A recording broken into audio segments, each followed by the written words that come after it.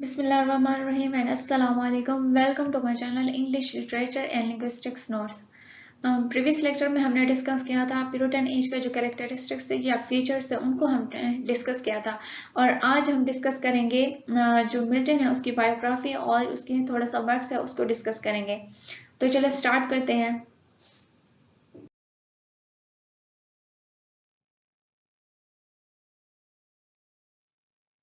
John Milton जो कि पैदा हुए 9 दिसंबर 1608 में और उनकी डेथ हुई 8 नवंबर 1674 में और उनका ये जो टाइम स्पैन है ये 65 इयर्स पर मुश्तमिल है। उसके बाद आ जाते हैं कि John Milton was the greatest poet of the Puritan age कि जॉन मिल्टन को प्यूरिटन एज का ग्रेटेस्ट पोएट कहा जाता है, जिनके बारे में वर्ड्सवर्थ कहते हैं that soul was like a star and dwelt apart.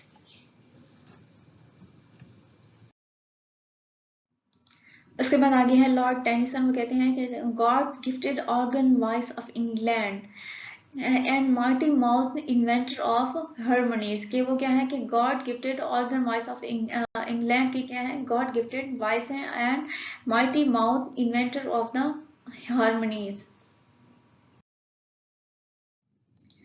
उसके बाद है कि Milton he is superbly egoistic. वो क्या थे खुद पसंद थे।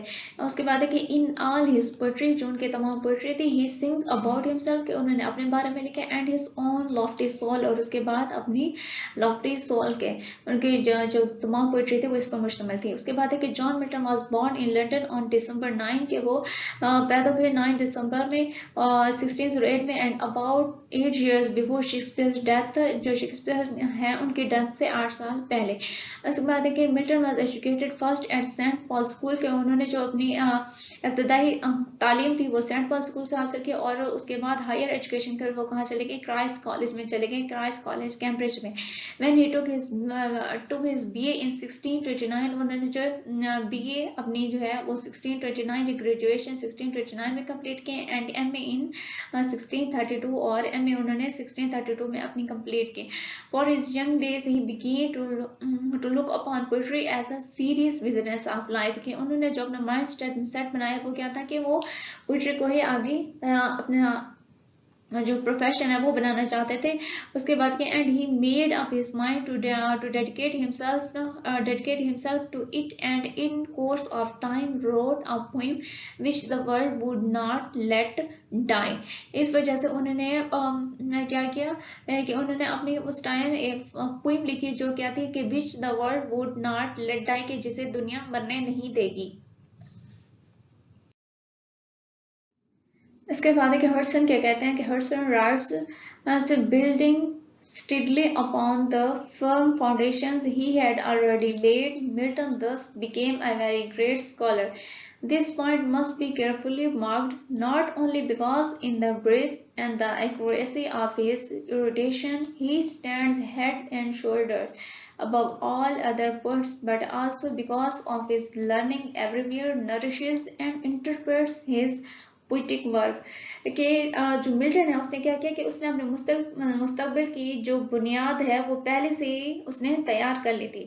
इसकी वजह से वो क्या करना वो एक ग्रेट स्कॉलर बना और ये बात हमें क्या है कि ज़रूर जहन में रखनी चाहिए कि उसके जो दूसरे राइटर्स हैं उन पर जो बढ़तरी की वजह एक तो क्या था कि एक तो उसकी एजुकेशन थी जो कि उसने कैम्ब्रिज यूनिवर्सिटी में हासिल की और साथ ही साथ उसका जो एक्सपोजर था और एक्यूरेसी है और दूसरा ये कि उसकी जो शायरी है उसमें क्या है हर जगह उसकी जो मुख्तलिफ सोर्सेज से हासिल की हुई जो लर्निंग है वो हमें नजर आती है और उसकी जो पोइट्री है उसकी तशरीह करती है क्योंकि उसका एक्सपोजर बहुत है। एक तो उसके पास एक्सपीरियंस था और सेकंड उसके पास एजुकेशन थी और थर्ड क्या था कि उसे जो 10 है मुख्तलिफ ज़बानें आती थी। इस वजह से वो जो डिफरेंट बुक्स हैं उनसे की गई लर्निंग वो उसने कहाँ पे अपनी यूज़ की वो उसने अपनी पोइट्री में यूज़ की।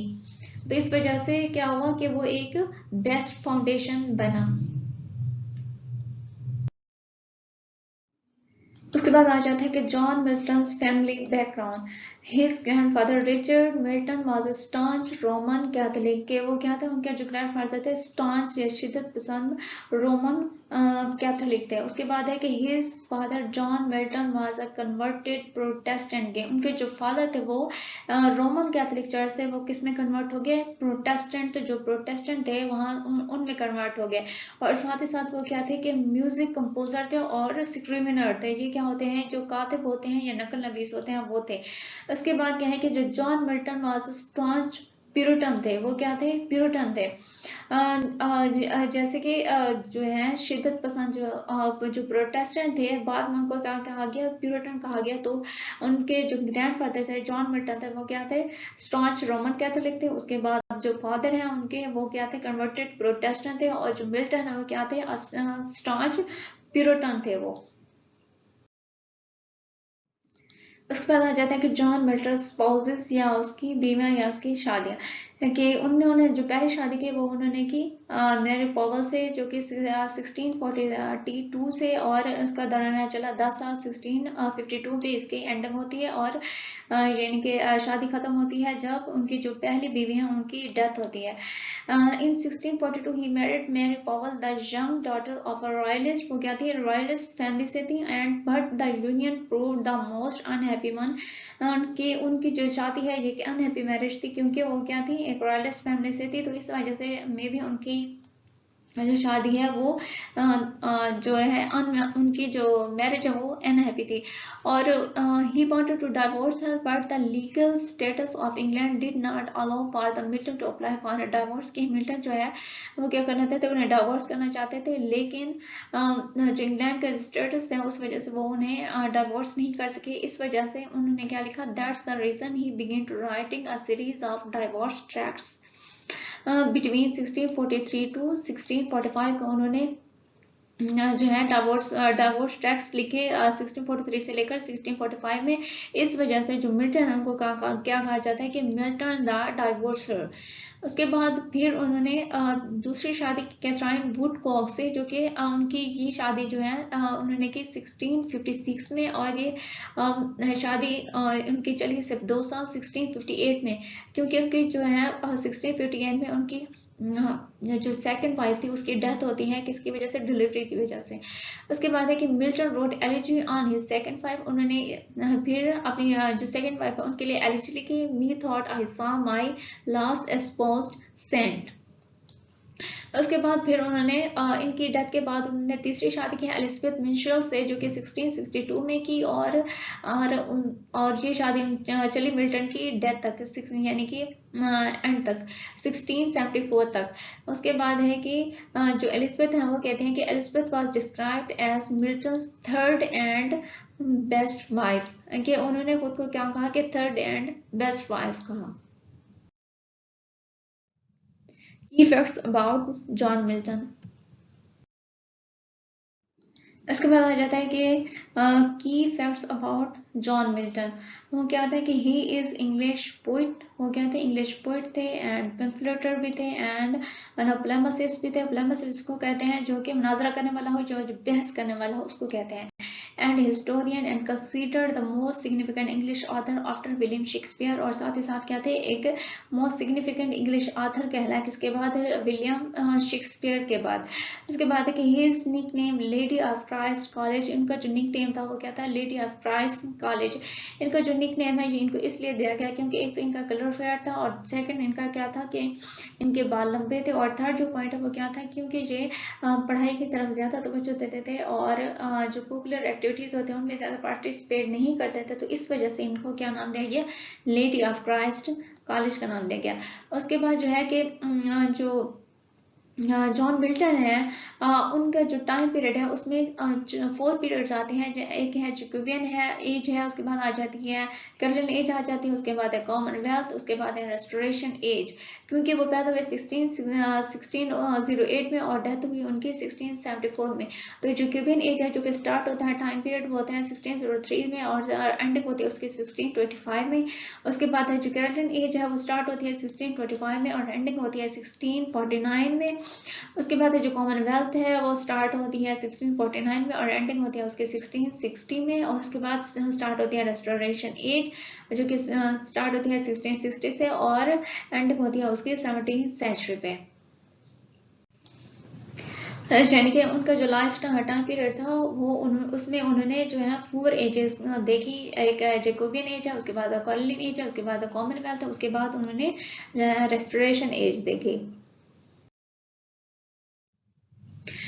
उसके बाद है कि he combined in himself the spirits of the Renaissance and the Reformation. उनके अंदर जो स्पिरिट पाई जाती है, एक है रिनेसेंस के और जो सेकंड है रिफॉर्मेशन के। In fact no other English poet was so profoundly religious and so much as an artist के। इससे पहले के कोई इंग्लिश ऐसा पोएट नहीं था जो कि रिलीजियस में और साथ ही साथ एक बेस्ट आर्टिस्ट भी हो। एंड क्या है कि he was a great scholar of classical as well as Hebrew literature के। वो क्या थे, एक ग्रेट स्कॉलर थे किसके, क्लासिकल लिटरेचर के और साथ ही साथ हेब्रू लिटरेचर के। हेब्रू का मतलब क्या होता है कि इब्रानी ज़बान जो होती है उसके लिटरेचर के भी वो क्या थे, एक माहिर थे। उसके बाद है कि he was also a child of Renaissance के, उन्हें चाइल्ड ऑफ रिनेसां भी कहा जाता है एंड अ ग्रेट ह्यूमनिस्ट और ह्यूमनिस्ट भी। As an artist, he may be called the last Elizabethan के ये क्या थे, एलिजाबेथन पीरियड के लास्ट जो है ग्रेट आर्टिस्ट कहलाए।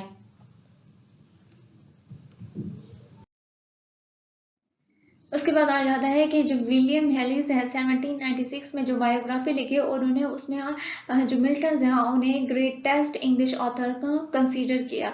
उसके बाद नेक्स्ट पॉइंट है कि John Milton road his work in 4 languages के। जॉन मिल्टन जो है उन्होंने अपने जो वर्क है वो ज़्यादातर किसमें 4 लैंग्वेजेस में लिखा। एक इंग्लिश है, उसके बाद लैटिन है, उसके बाद ग्रीक है, उसके बाद इटालियन है। हालांकि उन्हें क्या आती थी, 10 लैंग्वेजेस आती थी, लेकिन उन्होंने जो अपना ज़्यादातर वर्क है वो इन 4 लैंग्वेजेस में लिखा। एक है इंग्लिश है, उसके बाद लैटिन है, उसके बाद है ग्रीक है, उसके बाद है इटालियन। उसके बाद नेक्स्ट पॉइंट है कि at the age of 15 he had translated and paraphrased Psalms 114 from the original Hebrew to English and Greek के। 15 साल की उम्र में उन्होंने क्या किया, जो साल्म्स थे यानी कि जो मुकद्दस गीत होते हैं या हमद सना होती है उसको उन्होंने क्या किया, ट्रांसलेट किया और फिर उन्होंने पैराफ्रेज किया किससे, ओरिजिनल हिब्रू से इंग्लिश में और उसके साथ साथ फिर ग्रीक में। उसके बाद क्या है कि 1652 he became totally blind at the age of 44 कि 1652 में क्या हुआ, वो टोटली ब्लाइंड हो गए। और जो 1652 है जब उनकी जो पहली शादी है वो खत्म होती है तो उसके बाद क्या हुआ कि वो क्या हुआ, टोटली ब्लाइंड हो गया। उनके बाकी उनकी जो अगली 2 शादियां वो उनके ब्लाइंड होने के बाद की थी। उसके बाद नेक्स्ट पॉइंट है कि Milton was influenced by Spencer and he called him his master और हेड। कि मिल्टन जो है इन्फ्लुएंस थे स्पेंसर थे और वो उन्हें क्या कहते थे, मास्टर कहते थे और हेड। उसके बाद कि Milton wrote Petrarchan sonnet blank verse के। मिल्टन जो है उन्होंने ब्लैंक वर्स में काम किया और उन्होंने जो अपनी पैराडाइज लास्ट है वो किसमें लिखी, ब्लैक वर्स में लिखी। उसके बाद है कि ही रोड फर्स्ट इंग्लिश वर्क और उन्होंने जो फर्स्ट इंग्लिश वर्क है हालांकि उसने इटालियन में लिखा, ग्रीक में लिखा, लेकिन जो उनका फर्स्ट इंग्लिश वर्क था वो क्या था कि ode on the death of a fair infant dying of a cough. ये क्या थी, एक एलिजी थी जो कि उन्होंने अपनी जो है नीस है उनकी डेथ पे लिखी और ये क्या थी, एक एलिजी थी। उसके बाद है कि इन 1638 Milton set out on a continental tour and after about 15 months के उन्होंने उसके बाद जो है 1638 में वो 15 मंथ वो एक टूर पे गए and return to England at the news that civil war was imminent. कि वो दोबारा से वापस आ गए, इंग्लैंड वापस आ गए जब उन्होंने सिविल वार के बारे में सुना। And for I thought it base he wrote to be travelling for amusement while my fellow citizens were fighting for liberty at home. किस बिना पे वापस आके के जो उनके सिटीजन है, जो उनके जो फेलोज हैं वो किस लिए लड़ रहे हैं, अपनी लिबर्टी के लिए वो लड़ रहे हैं। जबकि वो वहाँ पे क्या गए हुए थे, टूर के लिए गए हुए थे, तो इस बिना पे वो दोबारा से क्या हुए, वापस आ गए। उसके बाद नेक्स्ट पॉइंट है वो है कि in 1649 Milton became Latin secretary to Oliver Cromwell के वो 1649 में लैटिन सेक्रेटरी बने किसके, और ओलिवर क्रॉमवेल के। उसके बाद है कि 1652 ही बिकेम टोटली ब्लाइंड के वो ब्लाइंड हो गया, and to this period of his life for belongs his soul animating wonders के उन्होंने जो बेहतरीन वंडर्स लिखे, and this period extends from 1640 to the restoration of Charles second in 1660, और इनका जो पीरियड है ये एक्सटेंड हुआ 1640 से लेकर 1660 तक, जब चार्ल्स सेकंड आ गए थे। उसके बाद है from the literary view point this was the most glorious period of his life because to it belonging the immortal productions of his genius. जैसे कि उन्होंने जो अपने जो लास्ट पीरियड था उसमें उन्होंने बेहतरीन वर्क लिखा, जिनमें एक है पैराडाइज लॉस्ट है जो कि उन्होंने 1670 में लिखी। उसके बाद है पैराडाइज रिगीन जो कि उन्होंने लिखी 1671, और साथ ही साथ सैमसन एग्नेस्ट जो कि उन्होंने लिखी 1671 में। उसके बाद है कि ही डाइड ऑन नवंबर 8 नवंबर 1674, और फिर उनकी डेथ हुई 8 नवंबर 1674 में। लास्ट पॉइंट के मिल्टन दो Puritan was a classist and humanist. के मिल्टन हालांकि क्या था, एक प्यूरिटन था, लेकिन उसके साथ साथ वो क्या था, क्लासिस्ट भी था एंड ह्यूमनिस्ट भी था। And he dilated in everything that pledged his eyes, के उसको वो हर उस चीज से खुशी महसूस होती थी जो कि उसकी आंखों को अच्छी लगती थी। And was a passionate lover of beauty, और वो ब्यूटी का क्या था, पैशनेट लवर था। And he did not share the Puritan contempt for the stage and his interest were wide, and he had no desire to shun responsibility by running away from life. के वो क्या था कि जिस तरह के जो प्यूरिटन से उन्होंने जो स्टेज ड्रामा से उनको बैन कर दिया था, लेकिन इस तरह के जो मिल्टन था उसकी इस तरह से वो जो स्टेज ड्रामा से या स्टेज से उसके अगेंस्ट नहीं था, उसके इंटरेस्ट वाइड थे, और साथ ही साथ वो जो अपनी जो जिंदगी की रिस्पॉन्सिबिलिटी से वो उनसे जान छुड़ा के भी नहीं भागना चाहता था। उसके बाद है nevertheless he possessed all the moral earnestness and the religious zeal of the Puritans, और साथ ही साथ उसके अंदर जो प्यूरिटन्स में पाई जाती थी अखलाकी संजीदगी, और साथ ही साथ उनके अंदर जो सरगर्म जो जोश या बलबला पाया जाता था प्यूरिटन्स का, वो उसमें मौजूद था। तो आज के लिए इतना ही। अगर आपको मेरी वीडियो पसंद आई है तो काइंडली वीडियो को लाइक करें, शेयर करें, और मेरे चैनल को सब्सक्राइब करें। और नीचे डिस्क्रिप्शन बॉक्स में मेरे जो है फेसबुक पेज है और फेसबुक ग्रुप है, और आप काइंडली उसको भी फॉलो करें। वहाँ पे भी आपको जो नोट्स हैं इंग्लिश लिटरेचर और लिंग्विस्टिक्स से रिलेटेड वो तमाम के तमाम आपको मिलते रहेंगे। Thank you. अल्लाह हाफिज़।